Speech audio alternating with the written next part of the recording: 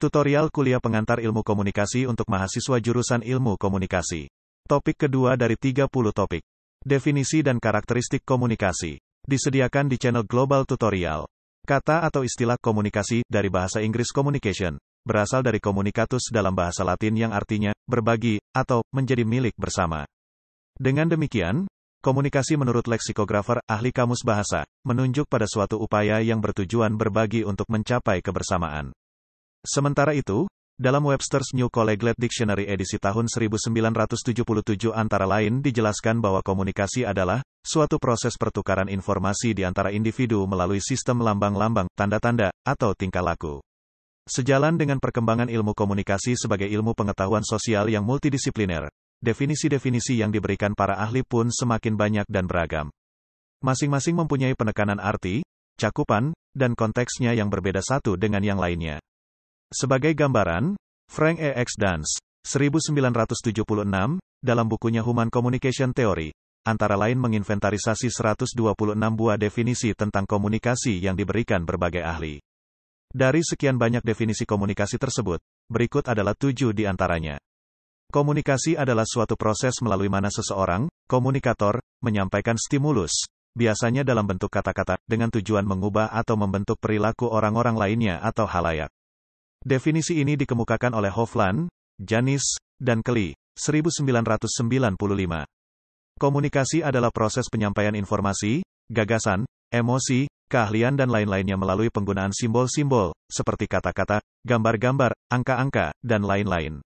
Definisi ini dikemukakan oleh Berelson dan Steiner, 1964.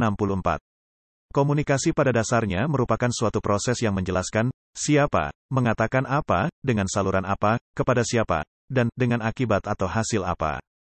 Who says what, in which channel, to whom, with what effect. Definisi ini dikemukakan oleh Laswell, 1960. Komunikasi adalah suatu proses yang membuat sesuatu dari yang semula dimiliki oleh seseorang, monopoli seseorang, menjadi dimiliki oleh dua orang atau lebih. Definisi ini dikemukakan oleh Gode, 1959. Komunikasi timbul didorong oleh kebutuhan-kebutuhan untuk mengurangi rasa ketidakpastian, bertindak secara efektif, mempertahankan atau memperkuat ego. Definisi ini dikemukakan oleh Barnlund, 1964. Komunikasi adalah suatu prosedur melalui mana pikiran seseorang dapat mempengaruhi pikiran orang lainnya. Definisi ini dikemukakan oleh Weaver, 1949. Komunikasi adalah suatu proses yang menghubungkan satu bagian dengan bagian lainnya dalam kehidupan. Definisi ini dikemukakan oleh Roos, 1957. Ketujuh definisi tersebut masing-masing memberikan penekanan arti yang berbeda. Definisi dari Hofland, Janis dan Kelly menunjukkan bahwa komunikasi adalah suatu proses yang terjadi antara satu orang dengan orang lainnya. Definisi ini juga memberikan bahwa kegiatan komunikasi yang dilakukan tersebut mempunyai tujuan, yakni mengubah atau membentuk perilaku orang-orang lainnya yang menjadi sasaran komunikasi.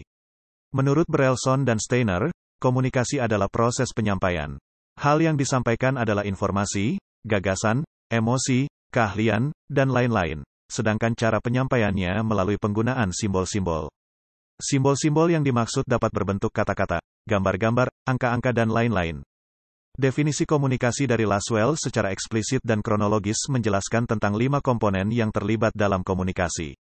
Yakni siapa, pelaku komunikasi pertama yang punya inisiatif sebagai sumber, mengatakan apa, isi informasi yang disampaikan, kepada siapa, pelaku komunikasi lainnya yang dijadikan sasaran penerima, melalui saluran apa, alat, saluran penyampaian informasi, dengan akibat apa, hasil yang terjadi pada diri penerima. Definisi ini menunjukkan bahwa komunikasi adalah suatu upaya yang disengaja serta mempunyai tujuan. Definisi komunikasi dari Gode memberi penekanan pada proses penularan, pemilikan. Yakni dari semula, sebelum komunikasi, hanya dimiliki satu orang, kemudian, setelah komunikasi, menjadi dimiliki dua orang atau lebih. Kata penularan lebih tepat dipergunakan dalam konteks definisi ini dibandingkan dengan distribusi atau pembagian, karena apa yang dimiliki seseorang, sebelum komunikasi, tidak akan menjadi kurang baik kualitas ataupun kuantitasnya setelah dikomunikasikan kepada orang-orang lainnya. Bagi Barnlund, komunikasi adalah upaya atau tindakan yang mempunyai 3 tujuan, untuk mengurangi ketidakpastian, sebagai dasar bertindak secara efektif, dan untuk mempertahankan atau memperkuat ego. Menurut Rus, komunikasi adalah proses menjalin hubungan, yakni menghubungkan satu bagian dengan bagian lainnya dalam kehidupan. Sementara itu, definisi komunikasi dari Weaver memberikan penekanan pada upaya atau kegiatan seseorang dalam mempengaruhi pikiran orang lainnya. 7 definisi tersebut di atas menunjukkan bahwa komunikasi mempunyai pengertian yang luas dan beragam. Masing-masing definisi mempunyai penekanan arti dan konteks yang berbeda satu dengan yang lainnya.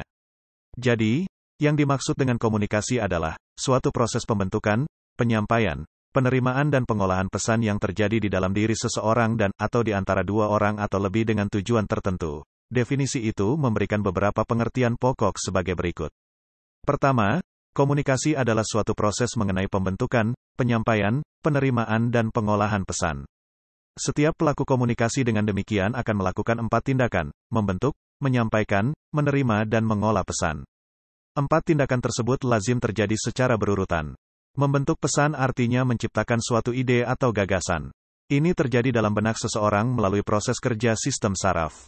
Pesan yang telah terbentuk ini, kemudian disampaikan kepada orang lain, baik secara langsung ataupun tidak langsung. Bentuk pesannya bisa berupa pesan-pesan verbal dan atau non-verbal. Di samping membentuk dan mengirim pesan, seseorang akan menerima pesan yang disampaikan orang lain. Pesan yang diterimanya ini, kemudian diolah melalui sistem saraf dan diinterpretasikan. Setelah diinterpretasikan, pesan tersebut dapat menimbulkan tanggapan atau reaksi dari orang tersebut. Apabila ini terjadi, maka si orang tersebut kembali akan membentuk dan menyampaikan pesan baru. Demikianlah keempat tindakan ini akan terus-menerus terjadi secara berulang-ulang. Kedua, pesan merupakan produk utama komunikasi. Pesan ini berupa lambang-lambang yang menjelaskan ide, gagasan, sikap, perasaan, praktek atau tindakan. Bentuknya dapat bermacam-macam. Bisa berbentuk kata-kata tertulis, lisan, gambar-gambar, angka-angka, benda, gerak-gerik atau tingkah laku, dan berbagai bentuk tanda-tanda lainnya. Cara menyampaikan pesan juga dapat dilakukan dengan berbagai macam saluran tergantung dari pilihan para pelaku komunikasi. Dapat secara langsung berhadapan muka, melalui surat biasa, melalui email, melalui fax, berbicara per telepon, melalui surat kabar, melalui TV, radio, dan lain-lainnya. Ketiga, komunikasi juga dapat terjadi dalam diri seseorang, antara dua orang, di antara beberapa orang atau banyak orang. Pengertian banyak di sini menunjukkan bahwa jumlahnya besar dan mungkin tidak dapat dihitung. Keempat, komunikasi mempunyai tujuan tertentu. Artinya komunikasi yang dilakukan sesuai dengan keinginan atau kepentingan para pelakunya. Suatu hal yang perlu ditambahkan di sini adalah bahwa komunikasi tidak selalu harus terjadi dalam arah atau sifat yang bervalensi positif. Misalnya, pengetahuan menjadi bertambah, merasa senang, timbul saling pengertian, timbul sikap mendukung. Komunikasi juga dapat terjadi dalam arah atau sifat yang bervalensi, negatif, dan netral. Konflik, percekcokan, marah-marah, berkelahi, saling mengancam adalah contoh-contoh peristiwa komunikasi yang bervalensi negatif. Disebut peristiwa komunikasi karena masing-masing pelaku dalam contoh-contoh tersebut terlibat dalam interaksi. Hanya saja aksi dan reaksi yang dilakukan oleh masing-masing pelaku terjadi dalam tujuan yang saling bertentangan. Sementara itu, valensi netral menunjukkan suatu keadaan yang tidak bersifat positif dan juga tidak bersifat negatif. Misalnya, tidak merasa gembira, tetapi juga tidak merasa sedih, tidak mendukung, tetapi juga tidak bersikap menentang. Dari contoh-contoh definisi yang telah dikemukakan dalam bagian sebelumnya, diperoleh gambaran bahwa komunikasi memiliki beberapa karakteristik. Komunikasi sebagai suatu proses. Komunikasi sebagai suatu proses artinya bahwa komunikasi merupakan serangkaian tindakan atau peristiwa yang terjadi secara berurutan, ada tahapan atau sekuensi, serta berkaitan satu sama lainnya dalam kurun waktu tertentu. Sebagai suatu proses, komunikasi tidak statis, tetapi dinamis, dalam arti akan selalu mengalami perubahan dan berlangsung terus-menerus. Proses komunikasi melibatkan banyak faktor atau unsur. Faktor-faktor atau unsur-unsur yang dimaksud antara lain dapat mencakup pelaku atau peserta. Pesan, meliputi bentuk, isi dan cara penyajiannya, saluran atau alat yang dipergunakan untuk menyampaikan pesan, waktu, tempat, hasil atau akibat yang terjadi, serta situasi atau kondisi pada saat berlangsungnya proses komunikasi. Misalnya, si A ingin menjelaskan tentang keluarga berencana kepada si B. Upaya si A dalam merealisasikan keinginannya tersebut akan menjadi suatu proses yang melibatkan banyak faktor.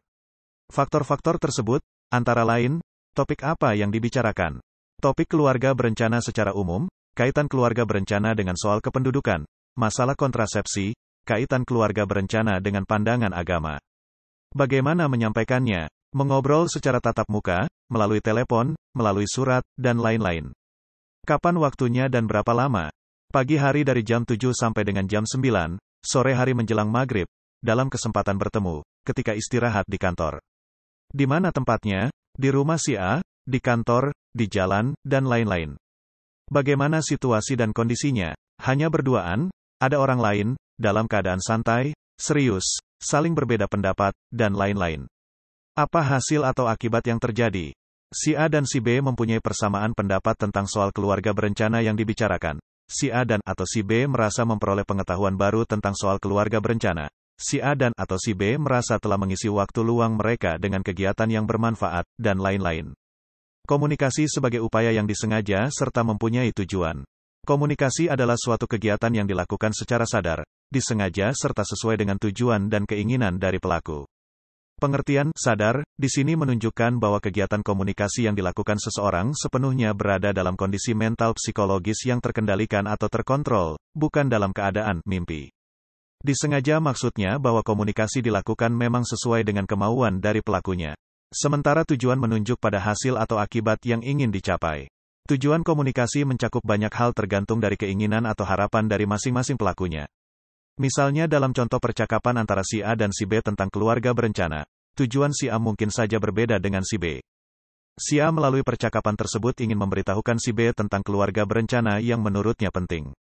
Sementara bagi si B, ia mau berbincang-bincang dengan si A mengenai keluarga berencana bukan karena ia tidak atau kurang mengetahui soal keluarga berencana tersebut, tetapi mungkin karena ia ingin memelihara hubungan baik dengan si A, misalnya karena sudah lama tidak mengobrol dengan si A.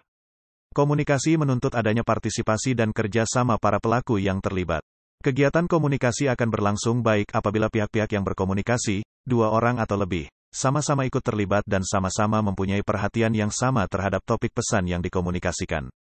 Sebagai gambaran, kita kembali ke contoh si A dan si B. Keinginan si A untuk berbincang-bincang dengan si B soal keluarga berencana tentunya akan terlaksana apabila si B berminat dan bersedia untuk mengobrol tentang keluarga berencana. Proses percakapan antara si A dan si B akan lebih hidup apabila kedua-duanya sama-sama aktif berbagi pengetahuan, pengalaman, pendapat dan sikapnya masing-masing. Lebih lanjut, selama proses percakapan berlangsung juga dituntut kerjasama. Misalnya, pada saat si A berbicara, si B mendengarkan, demikian pula sebaliknya. Situasi komunikasi si A dan si B akan berbeda bila mereka sama-sama bicara pada saat yang sama, tidak bergantian, atau kedua-duanya diam saja tidak mau bicara. Komunikasi bersifat simbolis. Komunikasi pada dasarnya merupakan tindakan yang dilakukan dengan menggunakan lambang-lambang. Lambang yang paling umum digunakan dalam komunikasi antar manusia adalah bahasa verbal dalam bentuk kata-kata, kalimat-kalimat, baik secara lisan ataupun tulisan. Bahasa verbal yang digunakan untuk keperluan membujuk atau meminta tolong, tentunya akan berbeda dengan bahasa verbal yang digunakan untuk tujuan memerintah atau memaksa. Perbedaan tidak hanya menyangkut kata-kata yang digunakan, tetapi juga nada atau intonasinya. Selain bahasa verbal, juga ada lambang-lambang nonverbal yang digunakan dalam komunikasi seperti gestura, gerakan tangan, kaki, raut muka, anggukan kepala, atau gerakan bagian tubuh lainnya, warna, sikap duduk atau berdiri, jarak dan berbagai bentuk lambang lainnya. Penggunaan lambang-lambang nonverbal ini lazimnya dimaksudkan untuk memperkuat arti dari pesan yang disampaikan. Sebagai contoh, apabila kita berusaha membujuk seseorang tentang suatu hal, tentunya gaya dan sikap kita berbeda dengan apabila kita sedang memerintah atau memarahi orang tersebut. Contoh lainnya, apabila kita berbicara dengan pimpinan atau orang yang kita hormati, tentunya sikap duduk atau berdiri dan atau jarak antara kita dengan orang tersebut akan berbeda dengan apabila kita berbicara dengan sesama kolega atau teman. Komunikasi bersifat transaksional. Komunikasi pada dasarnya menuntut dua tindakan, memberi dan menerima. Dua tindakan tersebut tentunya perlu dilakukan secara seimbang atau proporsional oleh masing-masing pelaku yang terlibat dalam komunikasi. Apa yang kita terima, nilai besar kecilnya tergantung pada apa yang kita berikan. Misalnya, dalam membeli suatu barang, lazimnya kualitas dan kuantitas suatu barang yang akan kita peroleh tergantung pada jumlah uang yang ada pada kita. Prinsip ini juga berlaku bagi komunikasi. Artinya seberapa besar tujuan yang kita harapkan dari tindakan komunikasi yang dilakukan, tergantung pada seberapa besar pula upaya yang kita lakukan untuk tindakan komunikasi tersebut. Pengertian transaksional juga menunjuk pada suatu kondisi bahwa keberhasilan komunikasi tidak hanya ditentukan oleh salah satu pihak, tetapi oleh kedua belah pihak yang terlibat dalam komunikasi. Ini berarti bahwa komunikasi akan berhasil apabila kedua belah pihak yang terlibat mempunyai kesepakatan tentang hal-hal yang dikomunikasikan. Komunikasi menembus faktor waktu dan ruang. Komunikasi menembus faktor waktu dan ruang, maksudnya adalah bahwa para peserta atau pelaku yang terlibat dalam komunikasi tidak harus hadir pada waktu dan tempat yang sama. Dengan adanya berbagai produk teknologi komunikasi seperti telepon, faksimili, video teks, internet. Kedua faktor tersebut, waktu dan tempat, bukan lagi menjadi persoalan dan hambatan dalam berkomunikasi. Banyak contoh yang dapat dikemukakan. Misalnya, melalui telepon si A yang berada di Jakarta, Indonesia dapat berbincang-bincang dengan si B yang berada di New York, Amerika Serikat. Melalui faksimile, si A juga dapat berinteraksi dengan si B pada waktu yang berbeda. Melalui video teleconferencing, konferensi jarak jauh melalui video, si A yang berada di Jakarta, dapat berdiskusi secara serentak dengan si B yang berada di New York, si C yang berada di Tokyo, si D yang berada di Paris, dan si E yang berada di Singapura. Jalannya komunikasi kelima orang tersebut akan nampak dalam situasi berhadapan muka, karena masing-masing dapat melihat muka, gerak-gerik dan gaya berbicara dari setiap peserta komunikasi yang terlibat melalui layar kaca. Sementara itu, melalui internet seseorang dapat berinteraksi dengan banyak orang di berbagai penjuru dunia, baik secara serentak ataupun dalam waktu yang berbeda. Perbedaan antara komunikasi dan publisistik. Di Indonesia, perkataan atau istilah komunikasi sering kali disamakan atau diberi pengertian yang sama dengan publisistik. Dua istilah tersebut sebenarnya mempunyai pengertian yang berbeda satu dengan yang lainnya. Istilah publisistik, yang juga berasal dari bahasa Latin publicare, mempunyai arti menjelaskan kepada penduduk. Kegiatan-kegiatan publisistik pada awalnya dimaksudkan sebagai suatu kegiatan individu atau kelompok dalam konteks kepentingan negara. Permulaan dikenalnya ilmu publisistik selalu dikaitkan dengan kegiatan politik atau kegiatan dalam usaha mempengaruhi penduduk atau masyarakat dari suatu negara. Kini, pengertian publisistik mencakup berbagai aspek yang lebih luas, bukan hanya sekadar propaganda. Namun demikian, pengertian publisistik tetap memberikan penekanan pada suatu kegiatan searah, yang dilakukan seseorang, sekelompok orang, organisasi dengan tujuan mempengaruhi orang-orang lain, kelompok-kelompok lain, organisasi-organisasi lain. Sementara itu, komunikasi lebih mengutamakan interaksi. Apabila publisistik lebih menitikberatkan pada kegiatan dan efek politik, maka komunikasi lebih menekankan pada kegiatan dan proses sosial. Lebih lanjut, bidang kajian komunikasi mencakup konteks peristiwa-peristiwa komunikasi yang lebih luas. Mulai dari peristiwa yang hanya menyangkut diri seseorang, intrapribadi, antarpribadi, dalam kelompok, organisasi, antar kelompok, organisasi, sampai ke peristiwa-peristiwa komunikasi dalam konteks publik atau masyarakat secara luas, baik dalam skala lokal, nasional, regional ataupun global. Sedangkan, publisistik lebih dititikberatkan pada konteks peristiwa komunikasi antara seseorang, sekelompok orang, suatu organisasi dengan publik atau masyarakat luas. Dengan demikian dapat dikatakan bahwa publisistik adalah salah satu bidang kajian dari komunikasi. Demikianlah materi topik kedua mata kuliah pengantar ilmu komunikasi untuk mahasiswa jurusan ilmu komunikasi. Channel Global Tutorial akan sangat membantu masyarakat umum dan para mahasiswa yang sedang atau ingin kuliah di universitas terbuka, atau kuliah di perguruan tinggi manapun di Indonesia. Ratusan video tutorial S1 Ilmu Hukum, S1 Ilmu Pemerintahan, S1 Ilmu Komunikasi, S1 Ilmu Manajemen, S1 Ilmu Administrasi dan lainnya disajikan di Global Tutorial. Video tutorial dituturkan dan disubtitelkan agar dapat ditonton, dibaca sambil didengarkan. Jangan khawatir jika tidak langsung paham. Untuk pemahaman yang lebih baik, putar dan dengarkan video tutorial berulang-ulang. Subscribe dan like, agar Anda mendapatkan update tutorial lainnya. Bagikan juga link video ini, agar teman lain juga mendapatkan manfaat channel ini. Sekian dan terima kasih. Sampai jumpa.